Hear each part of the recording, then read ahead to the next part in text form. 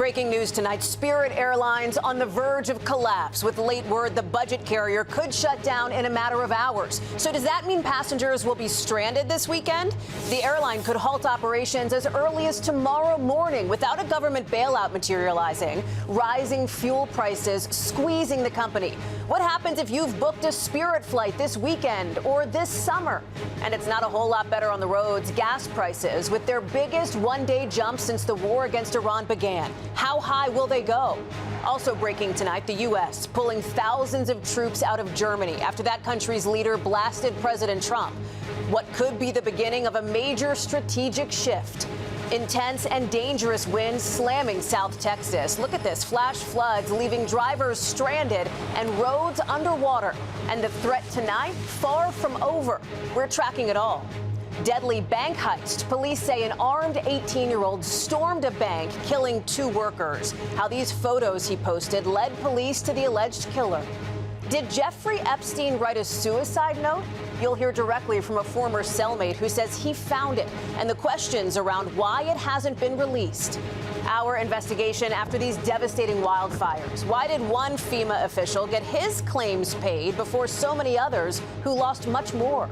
Stunning eruption, the blast at Yellowstone. You see it there, sending debris sky high. Plus, the fast-moving fires forcing thousands to evacuate in Italy. And our series, Great Americans, the man reinventing baseball, how he turned his American dream into the biggest party in sports with the Savannah Bananas. Nightly News starts right now.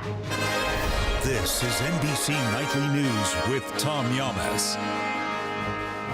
Good evening. I'm Hallie Jackson in for Tom, and we begin tonight with new reporting a big U.S. airline may be just hours away from complete collapse. Beleaguered budget carrier Spirit Airlines could halt all of its operations tomorrow. The looming shutdown, a major blow to the airline industry and a major headache for travelers who could end up stranded this weekend or have summer vacations canceled. The airline has dealt with financial struggles for years, but now those historically high fuel costs because of the war in Iran may be sealing Spirit's fate. President Trump today floating the idea of a government bailout, perhaps, but as of right now, it's not looking likely. And on this first day of May, we could be staring down the start of a frustrating summer travel season. Look at this. Today alone, the biggest gas price jump since the war began, up 9 cents overnight. Our Brian Chung starts us off tonight. It may soon be the end for Spirit Airlines, which could shut down as soon as Saturday without a last-minute intervention, according to an industry source familiar with the situation. Your first thoughts were? This is crazy. How am I supposed to get home? That source saying conversations are ongoing for the troubled airline, as President Trump says the government handed the company a final proposal. We're looking at Spirit. If we can help them, we will, but we have to come first. We're first. It's America first. The company had asked the government for a $500 million lifeline, a deal that could have resulted in the U.S. eventually owning as much as 90% of the airline, a proposal met by skepticism by some rank-and-file Republicans. Spirit Airlines declining to comment, but a spokesperson saying Spirit is operating as usual. Rival budget airline Frontier saying it will help customers as United says it's ready to support customers and employees impacted if Spirit shuts down. American Airlines announced they're capping prices for main cabin fares on routes that Spirit flies. And what should travelers do if they're holding a Spirit Airlines ticket right now? If you're holding a Spirit Airlines ticket and the company does go out of business, call your credit card, see if you can get your money back for your tickets. If you have a ticket for this weekend and you're potentially looking at being stranded at the airport, have a backup plan. The troubled airline had filed for bankruptcy twice in the last 2 years and had been grappling with soaring jet fuel costs coming from the war with Iran, as the price of the pump also jumped 9 cents today, the biggest one-day increase since early March. Oh my goodness, gas prices are ridiculous. Listen, gas prices makes you want to walk. At $4.39 on average, a gallon of regular now costs 47% more than it did when the war began. Brian Chung is joining us now from LaGuardia Airport, where, at least for tonight, Spirit flyers are taking off and landing. Brian, this is happening so suddenly, it seems to be catching people off guard. Yeah, Hallie, travelers that we spoke with here at LaGuardia appeared caught off guard by the news here. And we also heard from one employee here that said they hadn't heard anything from the airline. Again, for those that are wondering what to do with travel, call your credit card company if you do indeed have some sort of cancellation as a result of any failure of Spirit Airlines. And again, all of this underscoring the uncertainty around what's going on with Spirit Airlines. Hallie? We'll be watching it, Brian. Thank you. Now to that major announcement from the Pentagon that the U.S. will withdraw 5,000 troops from Germany in the latest move in President Trump's escalating feud with Europe over the war against Iran. Here's Courtney Kuby. Tonight, amid the president's growing clash with Europe over the war with Iran, the Pentagon set to pull thousands of U.S. troops out of Germany. A spokesperson announcing the withdrawal of approximately 5,000 troops from Germany. This decision follows a thorough review of the department's force posture in Europe. Pentagon officials telling NBC News it includes one brigade combat team, but won't impact massive medical support bases like Landstuhl.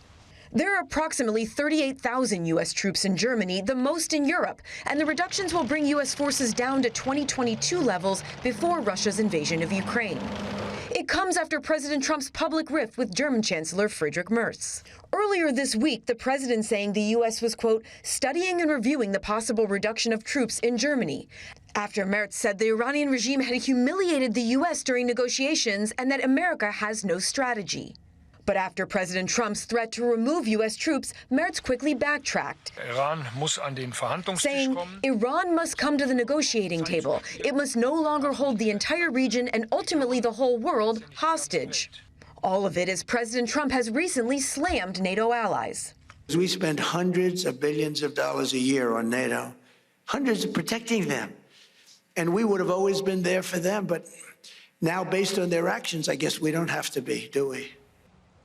Courtney is with us here on set in Washington. And Court, you have some new reporting tonight on the timing of all of this. Yeah, Hallie, the 5,000 U.S. troops will leave Germany over the next 6 to 12 months. Now, asked why now, a Pentagon official tells us that Europe has not stepped up when America needed them and, quote, this cannot be a one-way street. Hallie? Courtney Kuby, thank you very much. We are also tonight tracking some dangerous storms pounding the south as we speak, with parts of Texas blasted by devastating wind and a ton of rain. And it could get worse soon.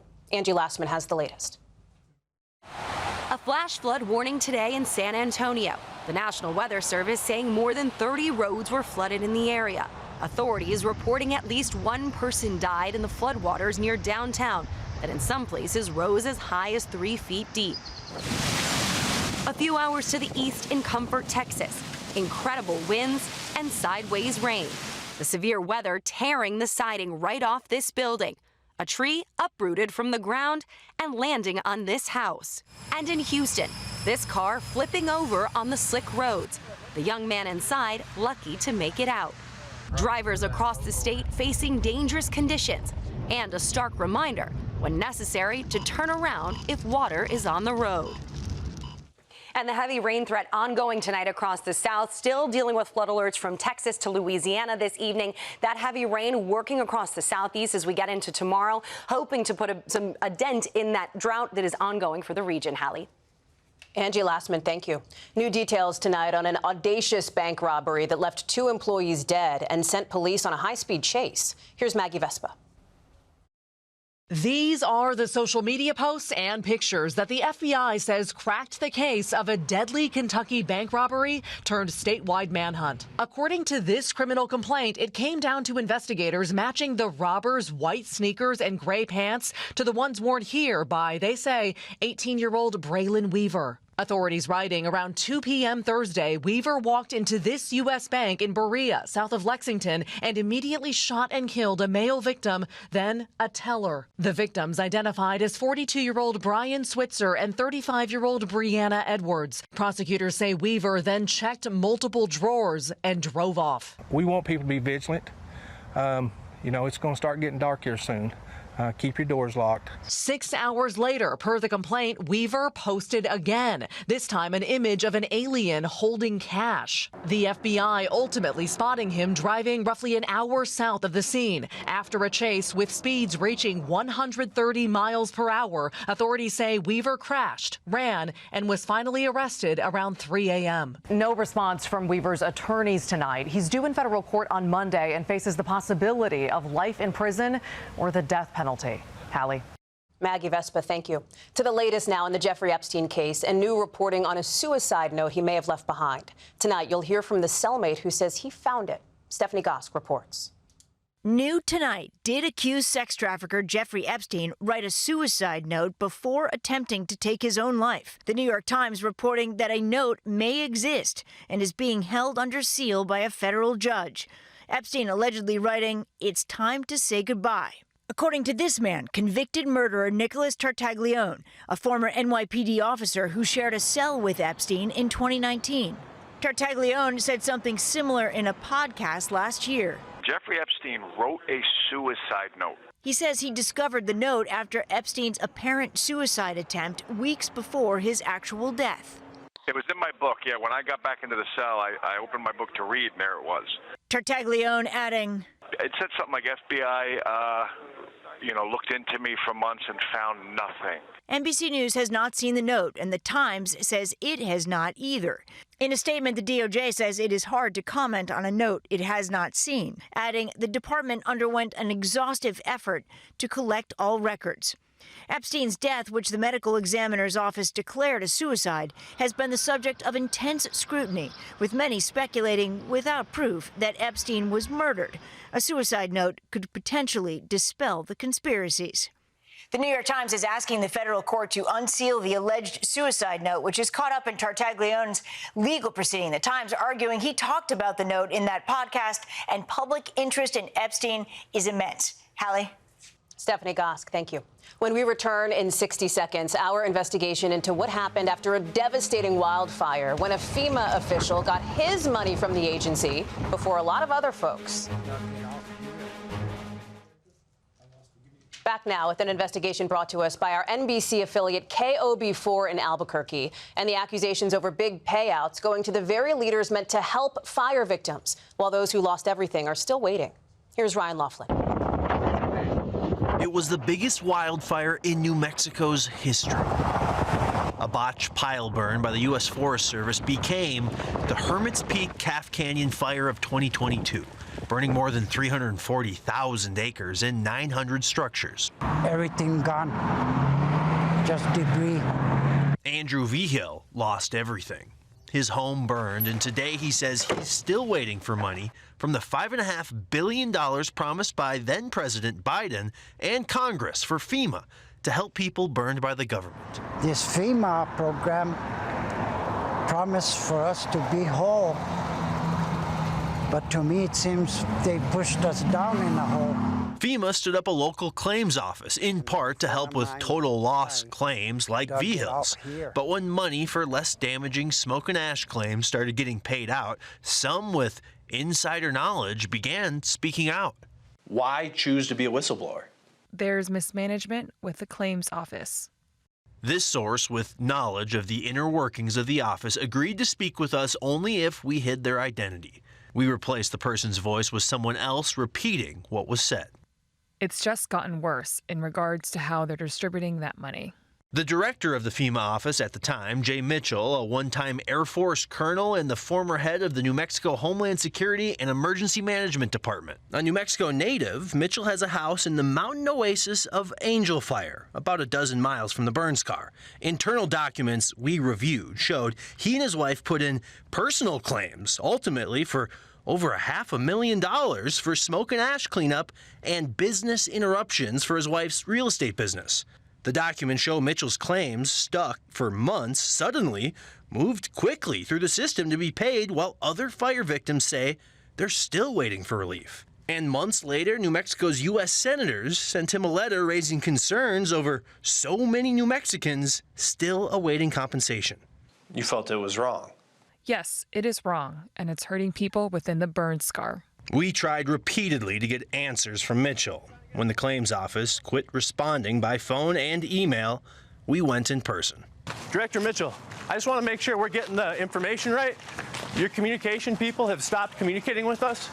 The FEMA office refused to discuss the payments. Do you want to answer any questions? 2 weeks after that confrontation, an internal email shows the director and another FEMA administrator with a similar six-figure payout were put on administrative leave, without specifying why. The email from a FEMA official in Washington noting this step does not reflect a finding of wrongdoing. When asked, FEMA wouldn't elaborate, and neither suspended official responded to our renewed request for comment. Meanwhile, people whose lives went up in flames still wait for an explanation and the help they were promised. For NBC News, Ryan Laughlin, Santa Fe, New Mexico. We are back in a moment with the fire forcing evacuations from a popular travel destination for a lot of Americans. And the world watched them hatch. Now, the big development for the most famous bald eagle chicks on Earth. Welcome back. We are following fast-moving wildfires in Tuscany, which have forced nearly 3,000 people to evacuate overnight in that part of Italy. The fire now burning across nearly 2,000 acres. You can see some of the crews trying to smother it from above. And some incredible video out of Yellowstone National Park. Look at the black diamond pool there. Suddenly, there it goes, erupting. Steam and water shooting into the air. Scientists say it's the hot spring's biggest explosion in years. And so many people have watched the big bear eagles, Jackie and Shadow, on their live streams as they waited for their chicks to hatch. Well, now those chicks have names. The winning picks from a contest drawing 63,000 submissions, Luna and Sandy. Welcome to the world. Sandy is in tribute to a longtime champion of the Big Bear Wilderness, Sandy Steers, who recently passed away. When we come back, our series, Great Americans. There's baseball, and then there's banana ball. Tom catches up with Jesse Cole, the mastermind behind the Savannah Bananas. Finally tonight, as we get ready to celebrate 250 years of this country, our weekly series in conversation with some great Americans about how the U.S. contributed to their success. Tonight, Tom speaks with one man putting a decidedly modern twist on America's favorite pastime. Our great American this week, the founder of the Savannah Bananas, Jesse Cole. What do you love about America? Opportunity. 11 years ago, my wife and I were sleeping on an airbed. We had to sell our house. We were down to nothing. We just had this dream of creating something special. This is Banana Ball! Jesse Cole did just that when he and his wife founded the Savannah Bananas in 2016. A risky move that put them nearly $2 million in debt, but it paid off. Banana Nation, it is time! The little team from Georgia became baseball's version of the Harlem Globetrotters and one of the hottest tickets in town. Backflip catch, you're out of your mind! Baseball games full of stunts and choreographed over-the-top dances. Mr. Sir, what will your pledge be? Selling out some of America's biggest stadiums. Are you ready? With fans that just can't get enough. Known for his signature bright yellow suit and top hat, Cole built a new sports phenomenon in America. With tens of millions of followers on social media and more than 1 billion views on YouTube. I played my whole life. What I realized watching the game is a little different. It's a little too long, too slow, too boring. And I was just like, it can be better. The tallest athlete in the known universe. Banana ball is a fast-paced version of baseball. And still to line drive! Aimed at keeping the players and the fans on their toes. Yes! Caught on the second deck! What a snag by that youngster! In banana ball, the fan catches a foul ball, it's an out. And so when you think about like the greatest fan experiences, there are more fans wearing gloves at our games than anywhere else in the world, because they believe that they can actually impact the game. I'm sure along the way, at some point, somebody said, how dare you tamper with America's pastime? Every day. Do you remember any of those instances, and what did you think? Oh, yeah, every day. Baseball traditionalists hate what we do. They say it's a joke. You know, this is a fad. They'll be gone soon. And that fires me up. Cole approaches the league with a fans-first mentality, which includes keeping tickets affordable. I remember as a kid, my dad and I would go up, sit up in the bleachers, $5 seats, and we were able to go to so many games because it was so affordable. And I think now The live experience is such a coveted event for so many people. We've been told over and over again, you can charge so much more, you can make millions more. I do not care. We're not trying to create short-term profits. We want to create long-term fans. I'm not focused on the next quarter, I'm focused on the next quarter century. What do you think every American wants? I think it's the moments, the memories, and the experiences. I look back to my childhood. I don't necessarily remember the gifts. I remember going to Disney World with my parents. I remember going to Fenway Park. I remember the moments. And I think when it comes to families, it's those experiences with your kids, with your parents. That's what stands out for me. Based on the wait list for tickets, he's right. Cole reimagined America's pastime, proudly bringing the next generation of American families together at the ballpark.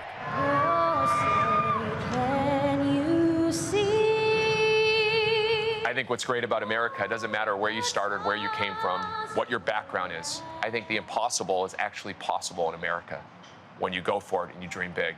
And I've been able to see that come to fruition over the last 11 years. And the crazy thing is, I believe we're just getting started, and that's only possible in America. A country where anything is possible. That's Nightly News for this Friday. I'm Hallie Jackson. For all of us at NBC, thanks for watching. I'll see you Sunday.